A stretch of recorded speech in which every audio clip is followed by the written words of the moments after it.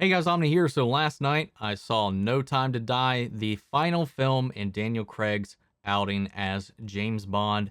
For someone who grew up during the Brosnan era and was obsessed with GoldenEye, not just the film, but the game, obviously, because that came out around my prime time with the Nintendo 64, I was like, no one's going to be better than Pierce Brosnan. There's no way. It's not possible.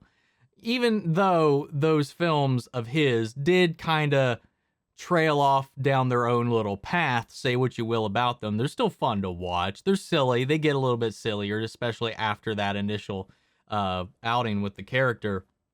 But I still had that attachment that I had to Pierce Brosnan for such a long time. So I was a little apprehensive going into this with Daniel Craig, them doing this grittier, more serious, grounded kind of James Bond character that has these layers to him.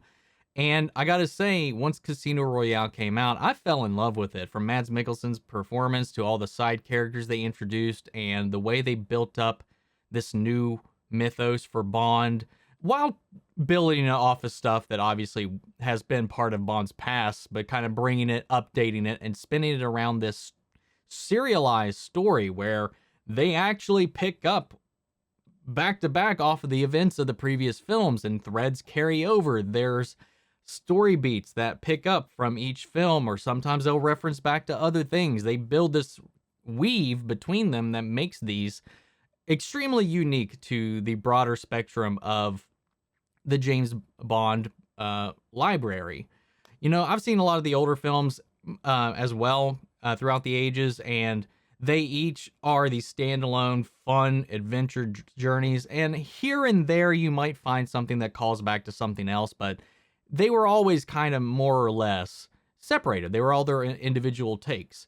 So seeing one build up like this mythos, this continuous story with this character evolution of James Bond progressing as we go through each of these films. We pull back a little bit more of the layers of the character. We explore his past. We explore the connections and enemies he's made, the people he loves. And this is the culmination of all of that. And they find a way to connect everything that we followed from Casino Royale to the ending of this. And it all builds upon the previous. Like, I know a lot of people were disappointed by Spectre, and I'll say, like, it was okay. Like, it definitely wasn't as thrilling as Skyfall, or hell, even Quantum of Solace. It had a better story than Quantum of Solace, but the action and stuff, like, it definitely, I don't know, it was a bit of a slower, more methodical Bond film, and it took a while. It definitely dragged at points, and it's hard to remember a lot of those things. For me, the best part of that was obviously Christoph Waltz's performance, even though he wasn't really this Lashif villain where he's like complex, or Javier Bardem where he brings like this gravity to it. He is like a Bond villain brought to life in the modern era, and he does it spectacularly.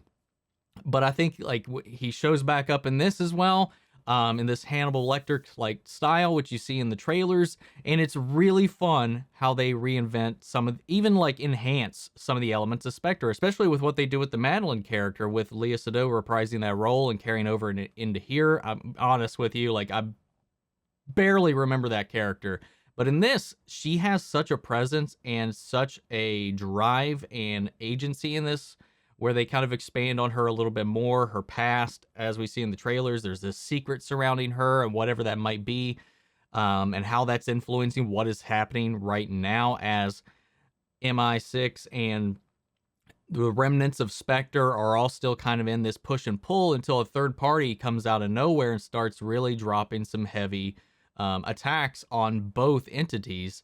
And James Bond has been long since retired at this point, but the events and the escalation pulls him back in to the whole debacle, in this push and pull between the CIA, MI6, this third party, and Spectre, and how it all kind of connects in this little weaving web around Rami Malek's character in this, who is quite interesting.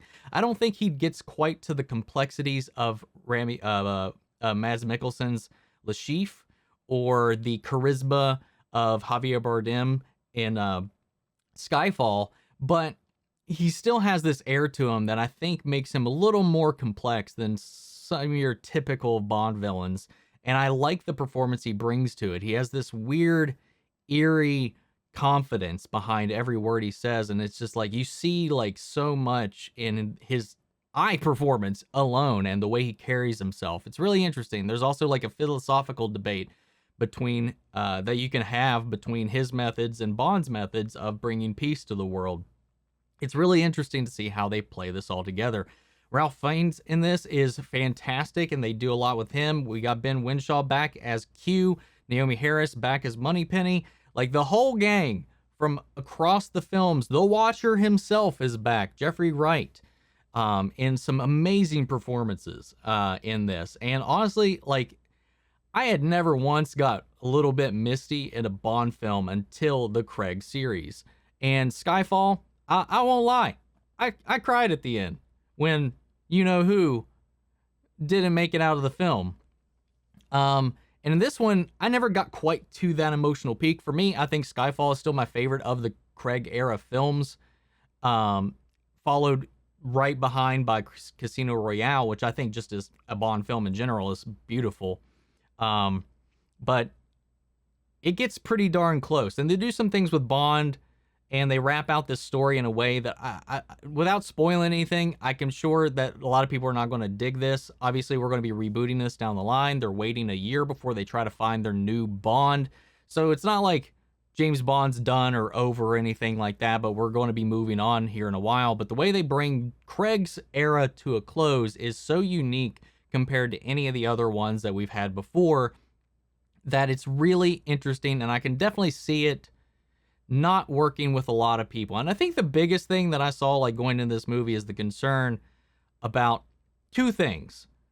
The fact that Phoebe Waller-Bridge has a credit on this, and most of that just becomes from people's distaste with her character that she voiced in Solo, a Star Wars story. She was the robot in that was all about robot rights and all that stuff. And like people were like, oh, she's going to wokeify this movie or whatever. And I get sick and tired of people bitching about some stuff. Like, and you guys know, you guys that have been around the channel for long enough know, I don't like when we can just sniff forced virtue signaling. Like when it's not genuine. Like I love genuine attempts to spread messages when it's, you can feel the care, feel the attention.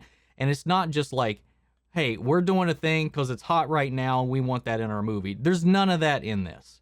None whatsoever. But everybody leading up to this movie, once they saw that name, was like, oh, yeah, the Bond's got to be woke.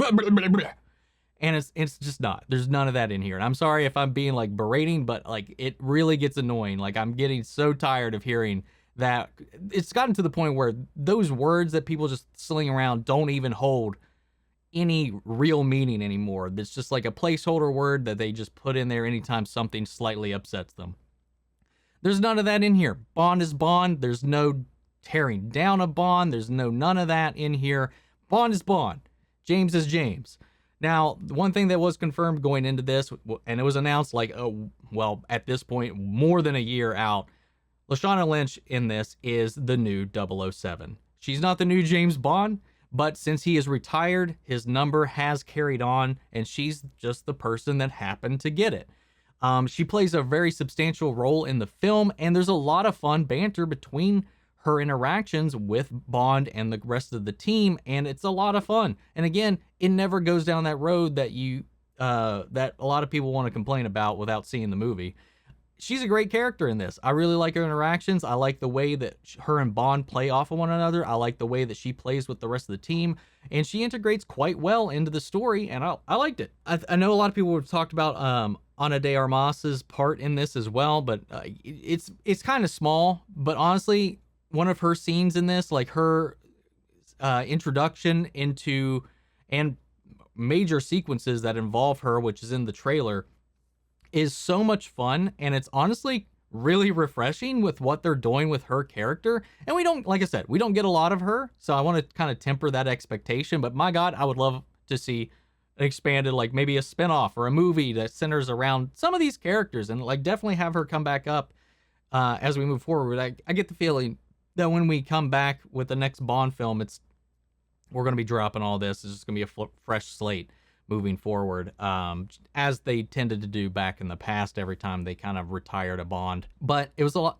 She was a lot of fun, and I just kind of wish we had more of that. But yeah, I had fun with this movie. The sound design is gorgeous through and throughout. They do a lot of fun things with the sound mixing to kind of immerse you in what's happening around you. The action sequences are breathtaking.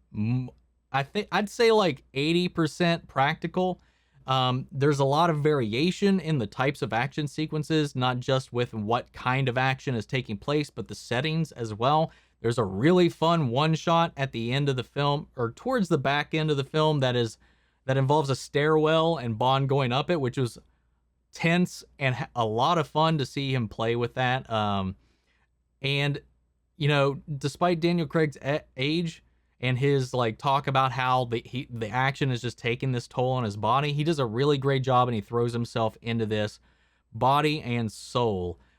His performance throughout is multifaceted, to say the least. I think honestly, out of the entire film, the weakest part might just be Rami Malek, because he's just not that interesting that he like rises above like a character like I mentioned before. Like, I definitely prefer Javier Bardem and Lashif, played by Mads Mikkelsen. I like their characters a lot more. But he's not quite just mustache twirling or anything like that. He'd probably be like right in the middle somewhere with like my Bond villains of all time. But I gotta say, like, also the third act is like, the setting feels like you are in a Bond video game level. Like, from the way it's mapped out, that's designed, from the locations, locales, the things that Bond's got to do to kind of make the mission happen. Like, I was like, man, I'm getting some like hardcore old school like GoldenEye vibes as he's going through this facility, and it was a lot of fun. The MacGuffin in this is just a new technology. I won't go into what it is, but again, it has the potential. Built with good intentions, but in the wrong hands, horrible things can happen to the world. Like I said, the music was great. Performances were great. I think the pacing could have been a little better. In the second act, it's a little, it takes I wouldn't say it drags, but it definitely has a little bit of a lull, I would say. Not a lull. I think the first act of the film is really interesting, and it's quite different from what we've seen in previous Craig films. And the third act is just awesome action, tension, and reinventing the wheel in a way. While the middle act, aside from some great sequences here and there, felt like more or less your typical by the numbers Bond stuff. Like, the middle part is where I was like, okay, I thought, like, when we were going through the film, I was like, okay, the rest of this is going to just be your standard Bond film, until the third act kicked in and it became this whole other thing. I know, like I said, some people are going to like it. I loved it. I've always been a huge Bond fan. Like, I was ever since I got introduced with it through GoldenEye. Like, I watched AMC like classic movies all the time. Anytime there was a Bond film on, no matter what era it was, I watched it. And I've seen every Craig film in the theater, and not to say the least, I saw it this time around. And this one, like I said, it just had a different meaning to it, because these were this interconnected story. It was this continuation of all these ideas, themes, and stuff we didn't see before. And some people didn't like it. It doesn't gravitate to everybody, or everybody doesn't gravitate to it. But it definitely worked for me. I like the direction they took. They won me over with this character, and I think Daniel Craig's Bond is, despite where I came from, like, I think he's my favorite Bond. I think this is my favorite Bond era. I think he's my favorite Bond. And I think that they sent him off in a very strong way, personally. And I know, like, that's going to be different from person to person. I really enjoyed what they did with this character from beginning to end. I really enjoyed the ride. I don't hate any of the films, despite the negative reception the Quantum of Solace has. I still enjoy watching that movie. But yeah, I love his entire run. Even Spectre. I do have some warm, fond feelings towards Spectre, even if it is probably bottom, maybe better than Quantum of Solace on my list if I had to rank them.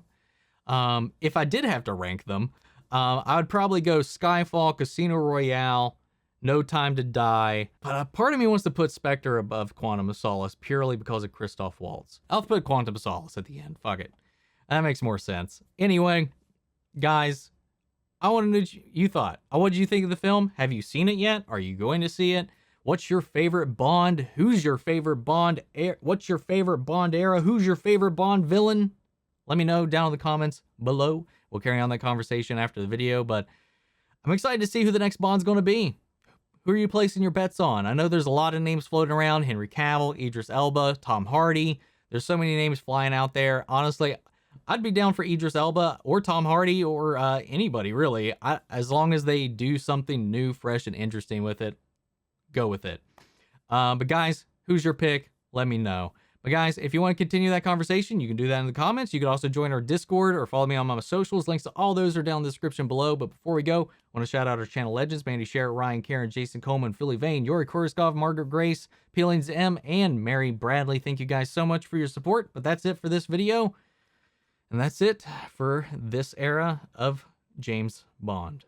So I'll see you guys in the next one. Take care, everybody.